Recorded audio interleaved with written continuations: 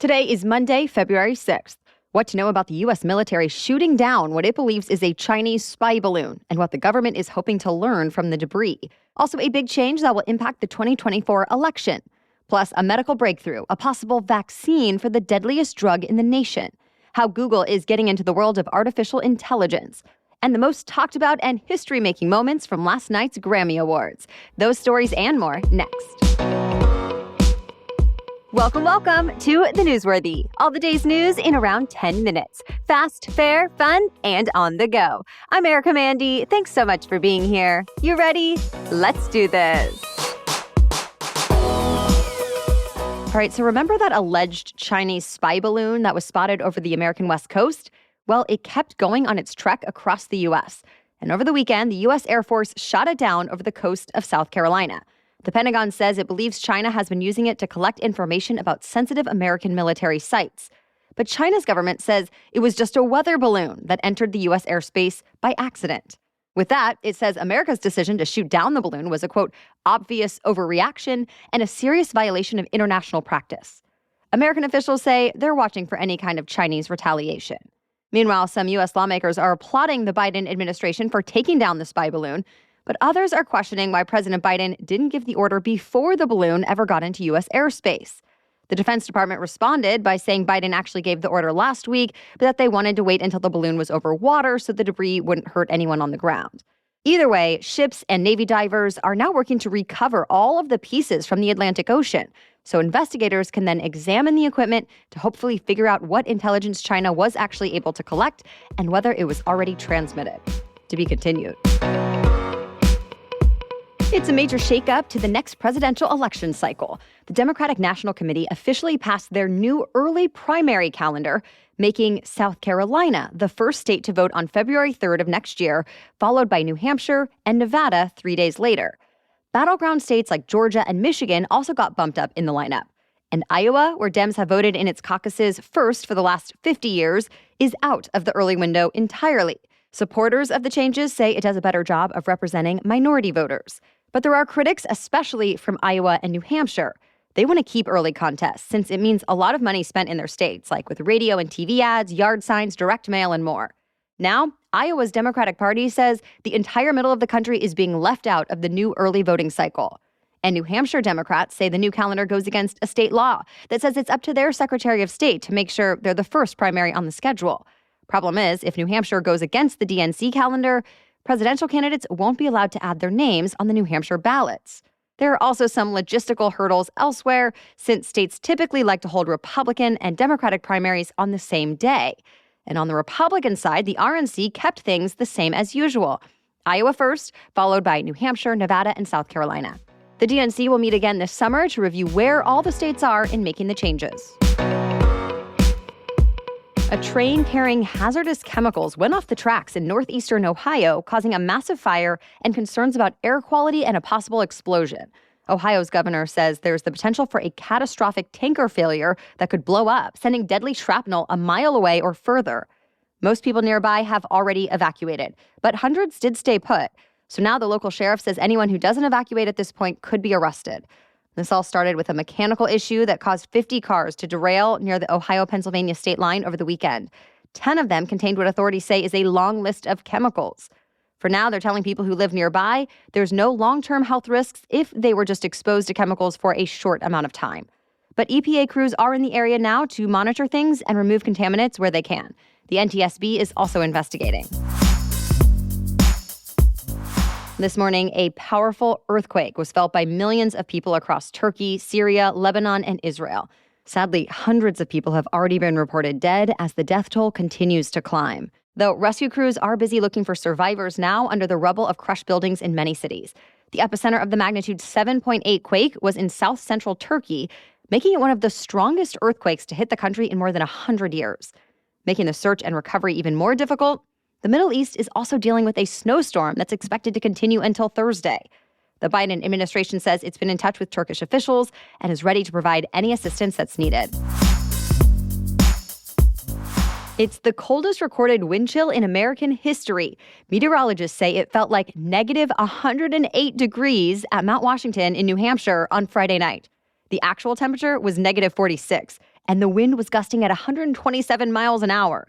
Several low-temperature records for the day were also set across the Northeast on Saturday morning, like in Boston when it was negative 10 degrees. In Providence, Rhode Island, and Hartford, Connecticut, it got close at negative 9 degrees. The extreme cold and high winds also knocked out power to thousands of people in New England. But since then, the extreme cold has started to ease up, and the winds have died down. In fact, temperatures have rebounded in many places to about 10 degrees above normal. All right, we have much more news still coming up, but first, a quick break because this episode is sponsored by Indeed. If you're a business owner that likes to get the news highlights quickly, then you'll probably love Indeed because it helps give you what you need to know fast. With Indeed Instant Match, you can instantly receive a list of quality candidates whose resumes on Indeed match your job description. So if you're hiring, you need Indeed. Indeed is the hiring platform where you can attract, interview, and hire all in one place. So don't spend hours on multiple job sites looking for candidates with the right skills when you can do it all with Indeed. Find top talent fast with Indeed's suite of powerful hiring tools like Indeed Instant Match, assessments, and virtual interviews. I always appreciate a platform that lets you get more done in less time. Indeed knows when you're growing your own business, you have to make every dollar count. That's why with Indeed, you only pay for quality applications that match your must-have job requirements. Visit Indeed.com/newsworthy to start hiring now. Just go to Indeed.com/newsworthy. Indeed.com/newsworthy. Terms and conditions apply. Cost per application pricing not available for everyone. Need to hire? You need Indeed. Well, scientists say they've developed a vaccine that could be a game changer in the fight against opioid addiction. It apparently blocks the effects of the powerful opioid fentanyl, meaning people wouldn't actually get high from it. And so it would be much easier for them to quit. This is a huge deal since the CDC says more than 150 people die every day from overdosing on opioids like fentanyl. So far, the vaccine has only been tested on lab rats and mice, but researchers say they've seen very promising results and no side effects. They expect it to be the same when human trials start in the coming weeks. The goal, at least, is to get FDA approval and make the vaccine available to everyone in the next 3 to 4 years. Stay tuned. A proposal out of Florida about high school athletes has sparked a lot of debate around the country, including parents, activists, politicians, doctors, and everyday people on social media. The Florida High School Athletic Association is trying to decide whether to update the mandatory physical form to one that includes questions like, when was your first period? When was your last period? How many periods have you had in the last year? And so on. People who support adding those questions and making them mandatory say this information could be important for doctors deciding whether to clear girls for sports, since extreme exercise and diet can impact women's menstrual cycles. But there are a lot of concerns about student privacy. Some people in the sports management field think some girls might want to avoid those questions so badly they might actually reconsider playing sports. Other people worry about how the information could be used, like if it might be a factor in cases against girls who seek abortions, or if it might be a way for transgender students to out themselves. But the officials behind the form say the only objective is to keep athletes healthy. Either way, the Florida High School Athletic Association will vote on the proposed form changes later this month. Tesla and its CEO Elon Musk were cleared of all wrongdoing in a recent fraud case. This is the one we told you about over a Twitter post Musk made in 2018 before he owned Twitter, when he said he secured funding to take Tesla private at $420 a share. Investors ended up suing him, saying they made decisions about buying and selling their shares based on that tweet, then lost billions of dollars when the buyout never actually happened. But during the trial over the last few weeks, Musk said he thought he did have a verbal commitment for the deal, so he didn't know he was misleading anyone. And as he said on the witness stand, quote, just because I tweet something does not mean people believe it or will act accordingly. Well, it seems the jurors agreed with Musk. They found him not guilty. A lawyer for the shareholders who sued says he's disappointed and is considering next steps now. Google is the latest company to invest in artificial intelligence, this time to the tune of almost $400 million. It announced a partnership with Anthropic, that's testing Claude, which is a rival to the widely popular ChatGPT. Of course, Google is just the latest big tech company to make a move like this. Just last month, Microsoft invested $10 billion in OpenAI, which makes ChatGPT. As for the chatbot competitor, Claude, it's not public yet, but Anthropic says it will expand access in the coming months. Last night's Grammy Awards made history in more ways than one. First off, Beyoncé beat the record for most Grammy wins of all time. She now has 32. Another first, Kim Petras became the first transgender woman to win for Best Pop Duo Group Performance for her song with Sam Smith, Unholy. As for the top award of the night, Album of the Year, that went to Harry Styles for Harry's House.